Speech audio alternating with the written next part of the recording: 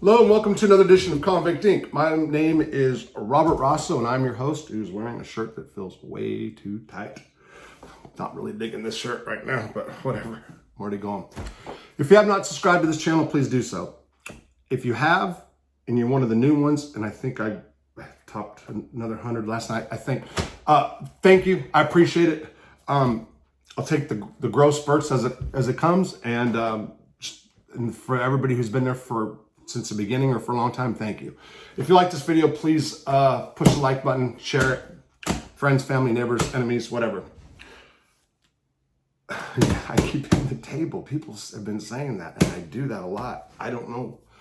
Anyway, somebody on the comment section asked me to do a piece about food in federal prison. And that was actually on a list of videos, so I think I'm going to go ahead and do this today. The first letter I wrote home to my mom in September of 1998. I get sentenced to life without parole for a drug crime.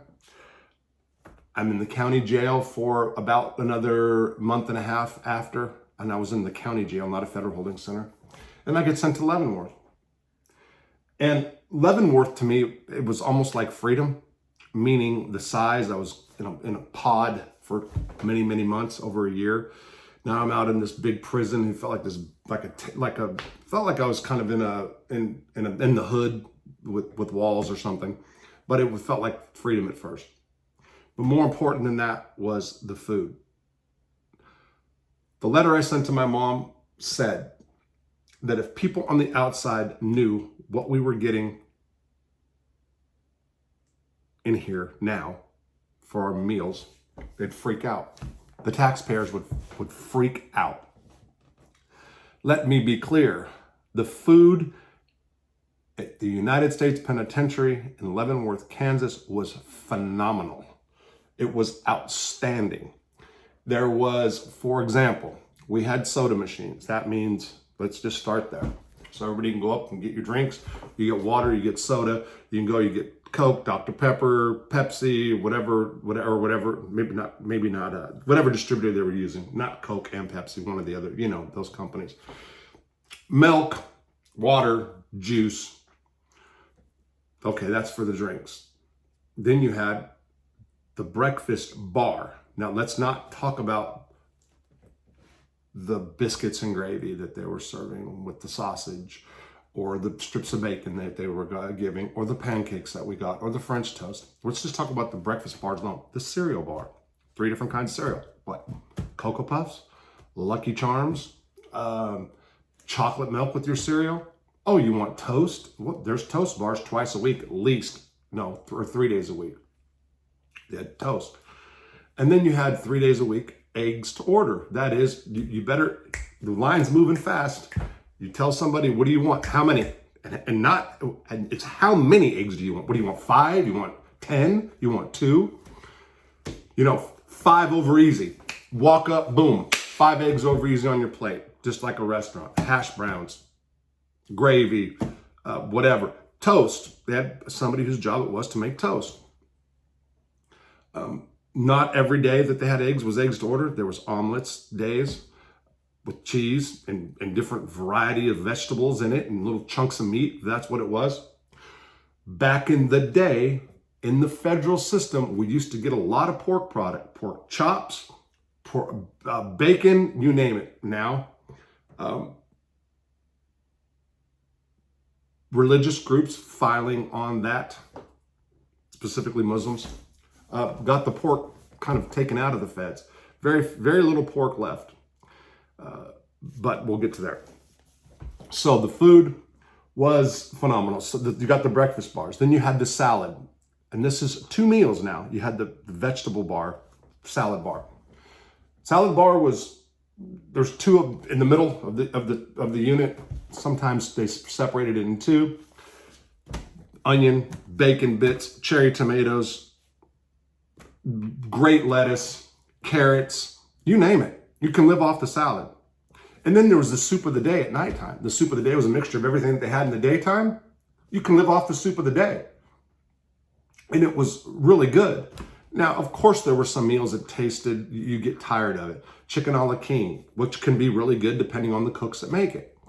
And let me tell you, we had a cook at Leavenworth, Cook Sam. He did a really good job. The cooks could get hurt back then for not doing the right thing.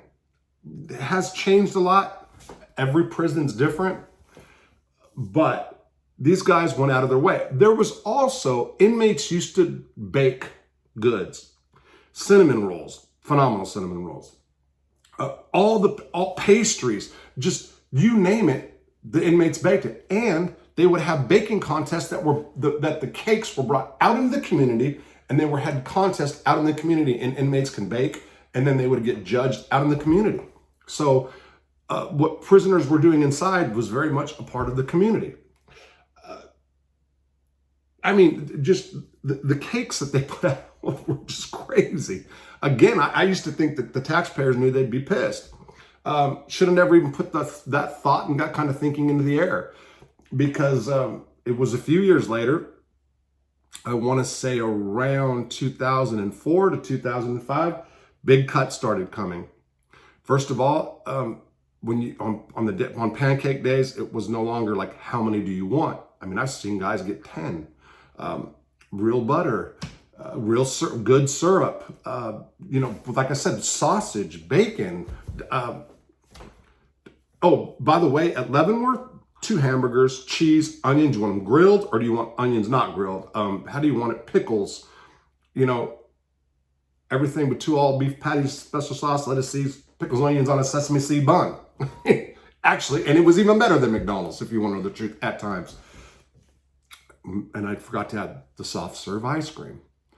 And depending on the warden, we had Warden Booker that came in there one time, and he would take the temperature of the food. And if it wasn't the right temperature, he'd make them throw everything out, start over, and feed again.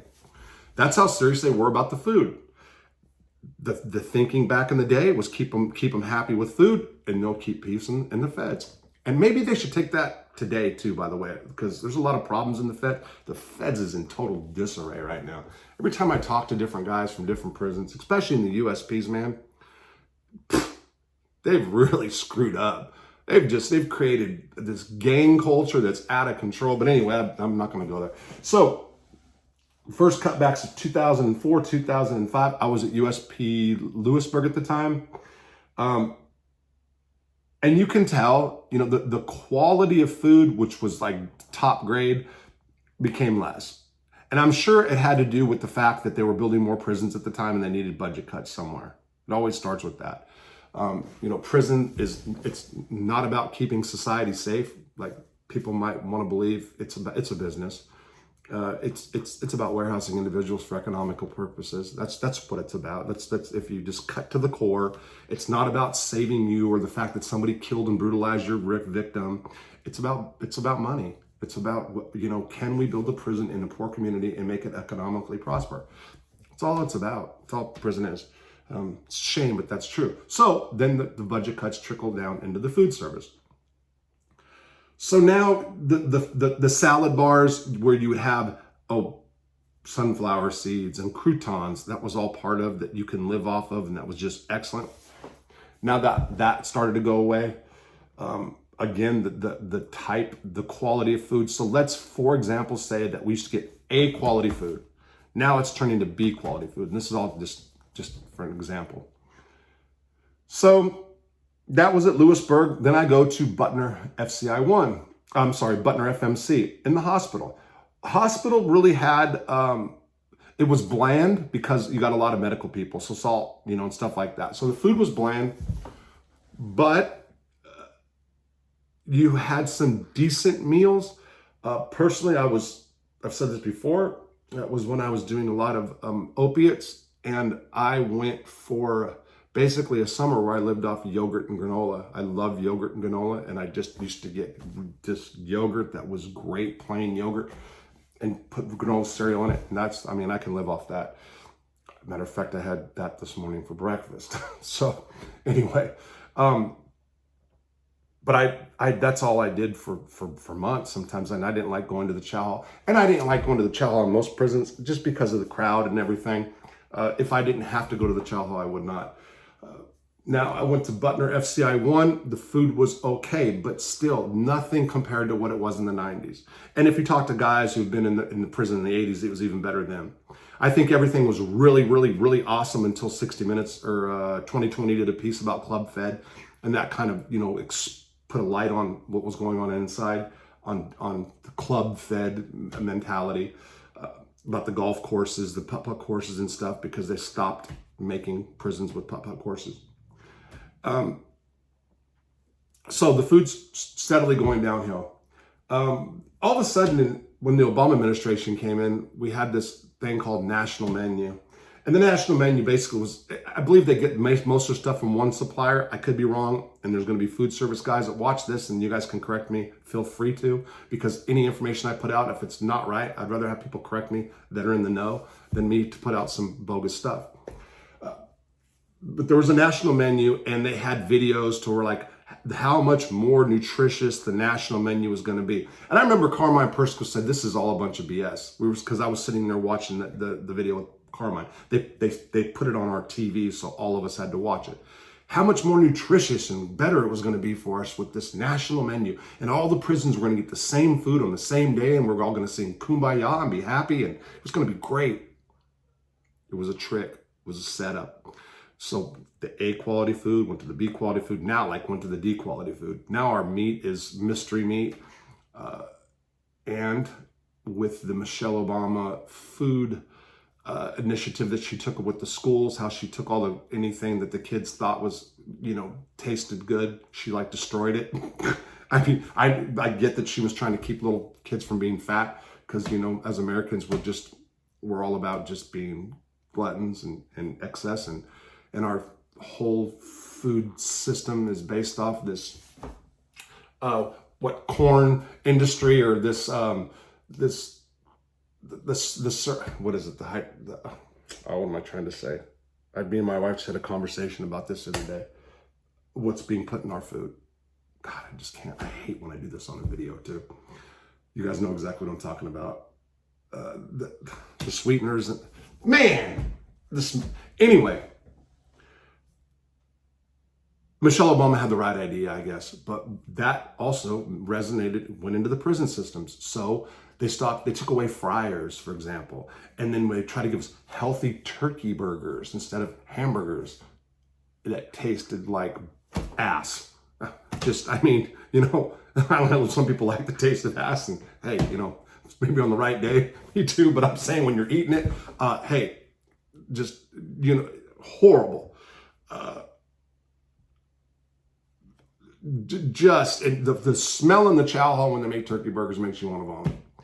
Imagine turkey meatballs in your spaghetti sauce. Just on and on. It was like you just wanted to cuss Michelle Obama, because everybody blamed Michelle Obama for what was going on in prison, right or wrong. So slowly but surely throughout the years, and there's prisons right now that have no fryers in them. Everything is baked.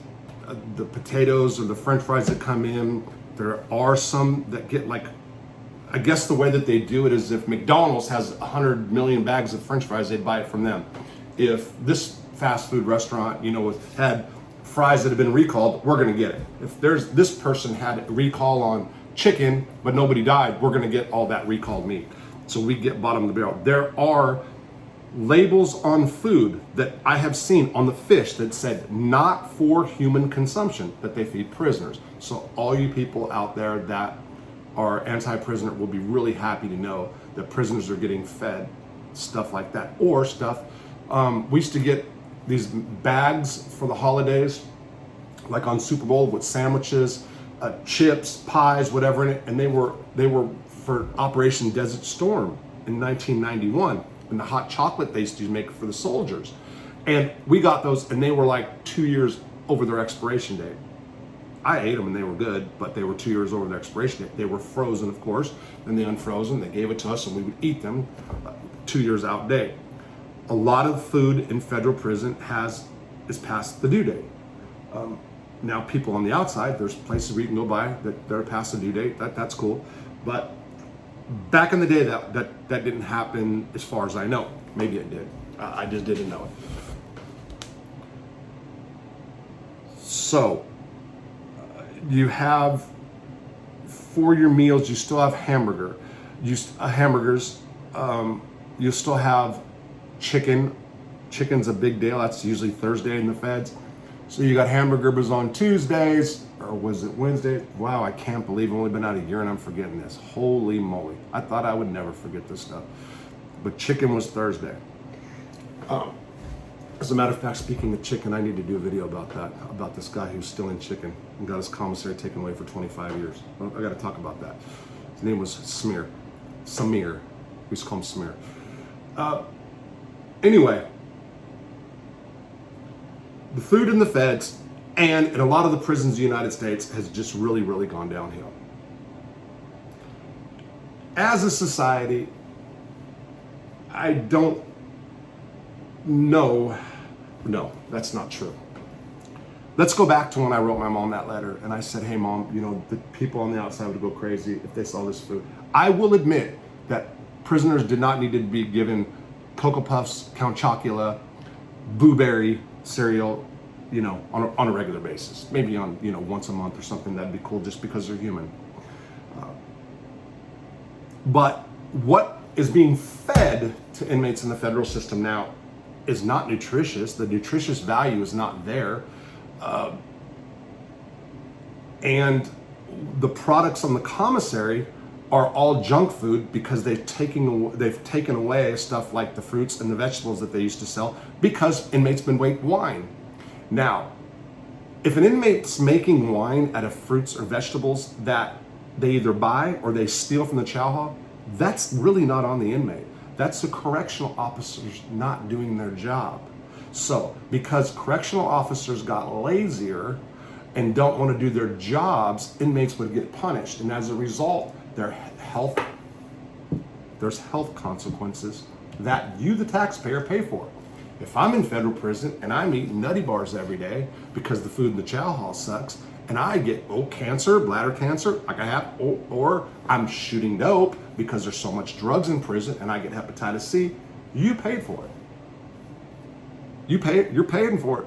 Taxpayers are paying for it.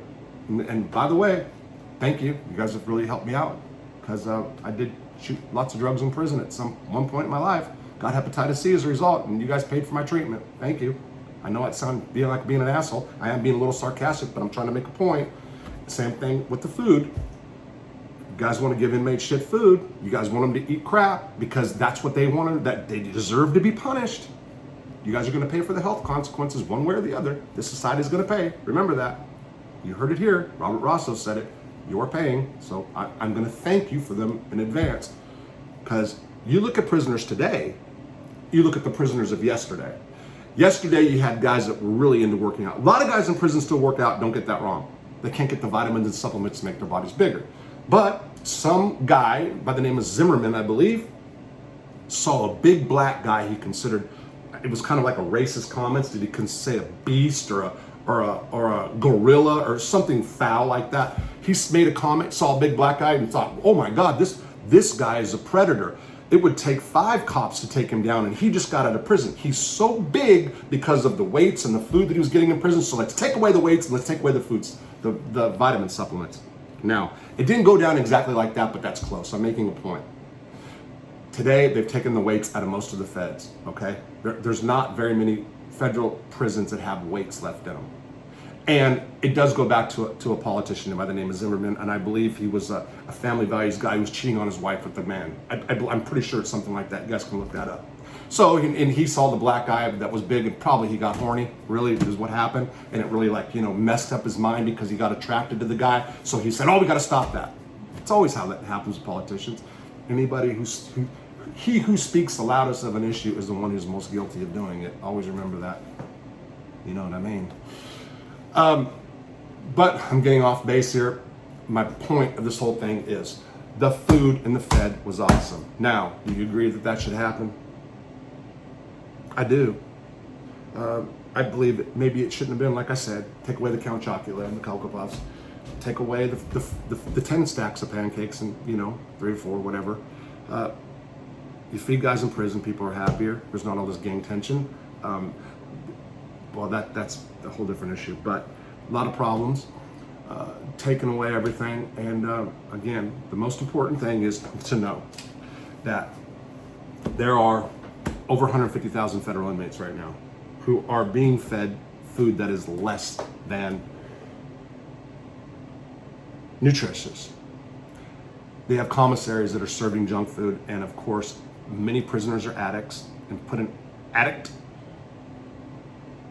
who is not using or using, and what food do they like? Sweets. So everybody loves junk food, salt and sugar, those are killers.